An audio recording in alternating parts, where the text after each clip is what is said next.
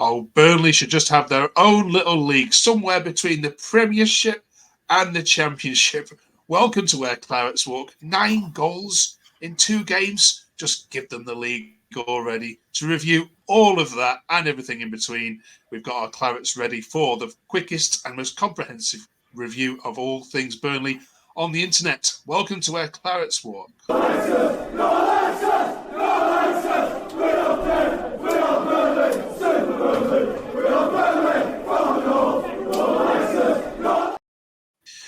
Welcome, Dan, and welcome back, Matty. I won't ask how you are because I'm sure you are sick of being asked that. But let's go straight into it. Dan, should we just give you the title now and let the rest of the other 23 fight out for second place? Yeah, I think so. I think we've been that. I don't know if Matty will agree, but I think a lot of Cardiff fans and what have you were saying they played well, and I thought they did. I thought 5-0. It is a battering. And it sounds a bit wrong for me to say that we didn't play so well in the first half, and we didn't, but we were resolute and we've won 5-0 and we've won comfortably against what is a difficult team. So, yeah, I think I'm not, putting the parade route out just yet, but I think we should map it just in case. Okay. Thank you for joining us on this channel. This week, we are going to obviously talk about the next match, which of course is Sunderland away, which is going to be, I think, a bigger test. We're also going to talk about central defenders and have a chat about where we think the strongest pairing is going to be this season. And we're also asking you to put in the comments what's the best pairing of central defenders you have ever seen play for Burnley. Comment below. We'll ask Dan and Matty for their opinions at the end, and let's see how far they match up. All right, Matty, I'm going to put it to you that Cardiff were the better team for large spells in that first half, and it hadn't have been for their goalkeeping error, could have been a different story at the end of the first half. Do you go along with that? They certainly did. I'd say Cardiff were the better side in the first half. I think we were very, very lucky to go in 2-0 up. But when you get your chances, you've got to be able to take them. And I think we've got that much quality going forward. Granted, the first goal's a bit of a shocker from their point of view, but I think we've got that much quality going forward that when we do get those chances, unlike other teams, we're kind of able to take them and make them count.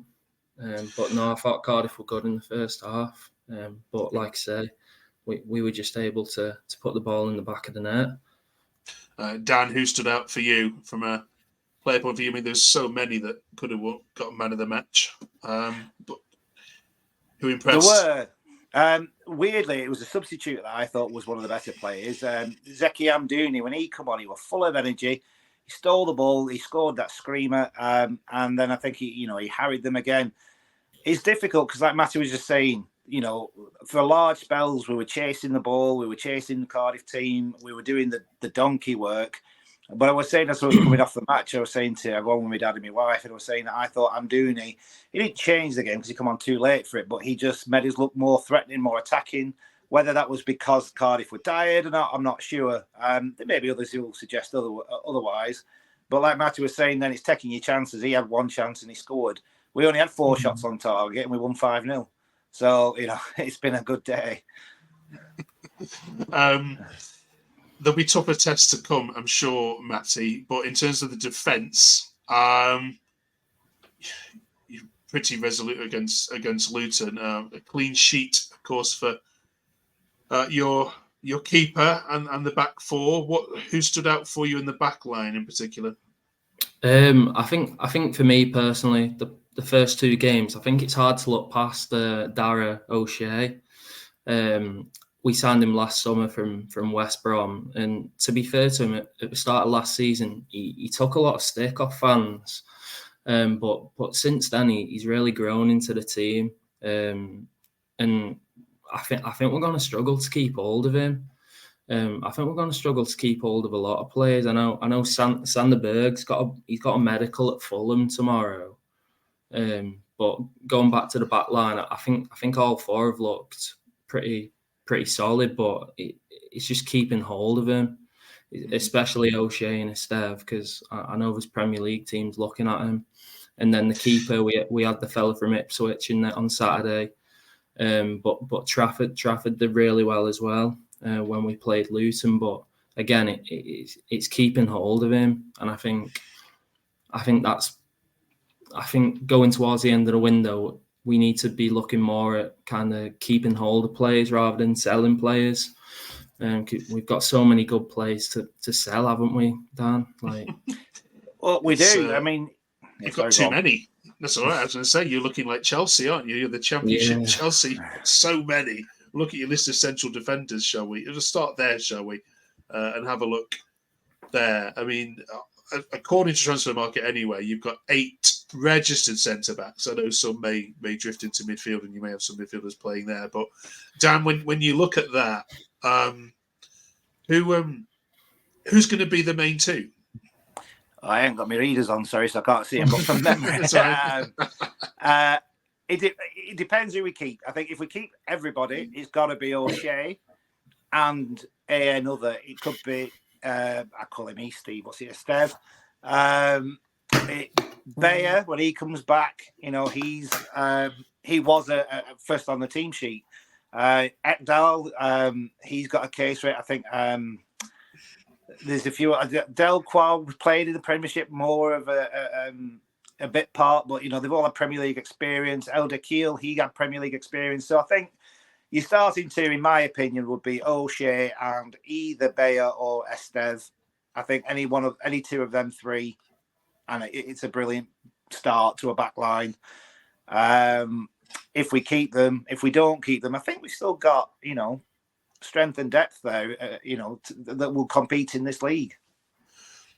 Matty, which 2 do you expect to be seeing more of than most?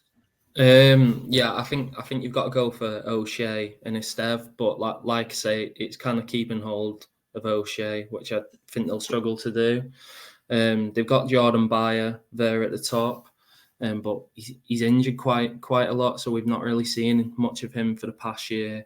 And then you've got Luke McNally towards the bottom. He had a couple of good loan spells at Coventry and at Stoke last year. I think he'd get in a lot of teams' defences, so to have him as a backup is a good option as well. But I'd go for Esteve and O'Shea, but like I say, it's just keeping hold of him. All right. Transfer window closes in 2 weeks' time. I just want to ask you about a signing that you made, which caught the eye of many. Not so much because of the player himself, but for his father. Ronaldinho's son, Shawn Mendes, signed for Burnley, as if you could believe that in 2024. Dan, is it right that this is not a first squad signing? Is that correct? This is a developmental signing. Well, game sees game. No, it's from what I can gather, it's the development squad. He's come from Barcelona's development squad. Yeah. And I think the plan is one for the future. I don't know aside from his dad, I don't know an awful lot about him. If he's half as good as his dad, I'd play him in the first team tomorrow. Absolutely. You might be bumping into Ronaldinho in the old Dyche arms on match days. Matty, do you need to sign any more? I mean, we've got 2 weeks of the window. Is it, like you said, is it more a case of keeping hold of what you've got now? You really don't need any more signings, do you? Yeah, no, I think the squad's big enough. I think you'll see a lot of movement towards the end of the window, but I think it'll be more outgoings than incomings. Like I say, I expect probably 4 or 5 to probably move on before the end. But obviously, you've got to replace them if they do go out. So yeah, I'd say it's definitely more a case of keeping all of what we've got rather than bringing in. You don't want to really unsettle the squad. So yeah. No, I've seen a rumour today. I don't know if you've seen it confirmed, Matty, that we've signed some Chelsea defender on loan. Is that confirmed? Yeah. I can't put my finger on his name. I'm not sure if it's like Humphreys, something like Humphreys, that's him. Yeah, I think he's in for a medical tomorrow, but it's just come out it's not confirmed, before I come on then that Sander Berg's got a medical tomorrow at Fulham. So I think it's one of them you expected to lose him, didn't you?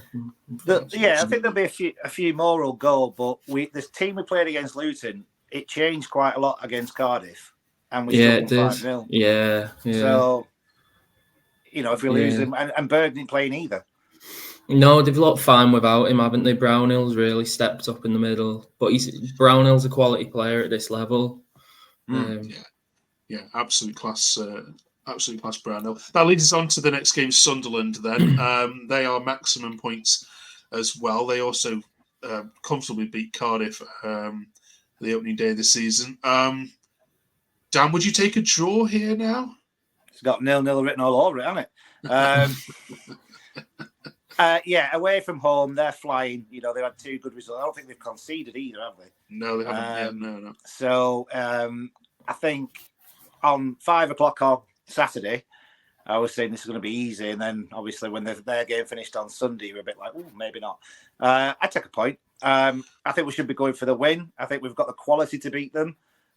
We've seen how poor Cardiff are, and we beat them by more than they did. But away from home, 30,000 fans in the Stadium of Light, then I think, I take a point today. If you gave it me, I think I'd want the win. Fair enough. Matty, would you take a point? Yeah, I think I'd echo what Dan said, really. Obviously, I want to go there and get all 3, and I'm hoping we can go there and get all 3. But Sunderland, they've got a new manager, haven't they? They've got a good young side. I like the 3 in the middle: Bellingham, Dan Neil, and is it Rigg, the young fella? Yeah, is it Chris Rigg? Is that his name? Yeah, 17 years old. He's amazing. Yeah, I like them 3 in the middle. Obviously, Jack Clark on the wing as well. They've got a good side, so I think it'll be a good test for us to kind of see where we're at. And again, I keep saying it depends on what team's there, because there might be outgoings before Saturday again. So who knows? All right. Good. Well, you don't sound too buoyant anyway, with lots of Burnley fans flooding Twitter, flooding social media with just give us the title now. I'm glad that we've got some humble fans on the channel here, because for a neutral point of view, we genuinely don't want you running away with it like you did 2 years ago. That doesn't make for a very interesting topic for conversation if all you're going to do is turn up and win. So good luck, Sunderland, I will say, this weekend.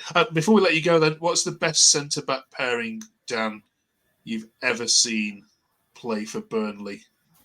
There'll be people who've lived longer than me who'll say that going back to the 60s and what have you, they were better players. But I think the only answer can be James Tarkowski and Ben Mee. They were arguably the best 2 that we've had. They played well together. We went through the Premier League with them, went to Europe.